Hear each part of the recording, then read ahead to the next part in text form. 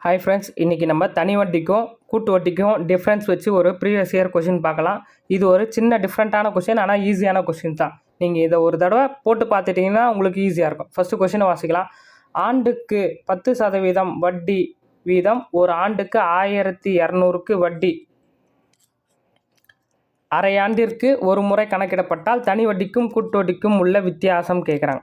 இப்போ இந்த மாதிரி கொஷினில் 10% வருஷத்துக்கு, அதாவது ஒரு ஆண்டுக்கு, ஆனால் கேட்குறது வட்டி அரையாண்டுக்கு ஒரு முறை கணக்கிடுறாங்க. அப்போது வருஷத்துக்கு ஒரு வருஷத்துக்கு இது பண்ணுறாங்கன்னா அதாவது ஒரு ஆண்டுக்கு 2 காலம் அரையாண்டுனா கரெக்டாக. அப்போ n = இங்கே 2 வரும் கரெக்டாக. அப்போ இந்த மாதிரி 2 ஆண்டு காலத்துக்கு ஃபார்முலா என்னென்னா, தனி வட்டிக்கும் கூட்டு வட்டிக்கும் formula P × R/100 the whole square. இதுதான் ஃபார்முலா, எழுதி வச்சுங்க. ஏன்னா 2 காலம், அதாவது டேரெக்டாக 2 வருஷம் கொடுக்கலாம், இல்லை 2 காலமாக இருக்கலாம். அதாவது அது அரையாண்டாக இருக்கலாம். இப்போது 6 மாதத்துக்குன்னு கொடுத்துட்டு காலாண்டுக்கு ஒரு முறைனா அது 3 மாதம் தனியாக பிரியும். சரிங்களா? n = என்னது 2 வருது. அப்போது நம்மளுக்கு P கொடுத்துட்டாங்க எவ்வளோ, 1200. இந்த ஃபார்முலாவில் அப்ளை பண்ணுங்கள்.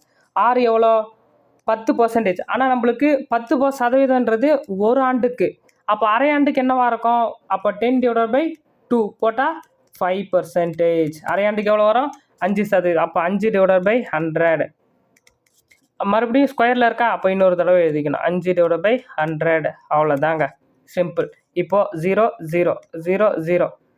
இப்போ பாருங்கள், 5ஆல் அடிக்கலாமா? 1 5 5, 2 5 10, 1 5 5, 4 5 20, 12 அடித்தா 1 4 4, 2 4 8, 3 4 12.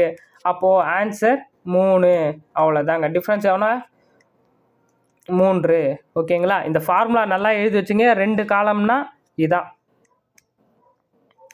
ஓகேங்களா? ஏன்னா 2க்கு இதுதான் formula, P × R/100 the whole square. ஓகேங்களா? தேங்க்யூ. உங்களுக்கு எதனா டவுட்னா கமெண்ட் பண்ணுங்கள், இல்லை 3 ஆண்டு 4 ஆண்டு தனியாக வேணும்னாலும் சொல்லுங்கள், நான் உங்களுக்கு தனியாக வீடியோ போடுறேன். Okay, thank you.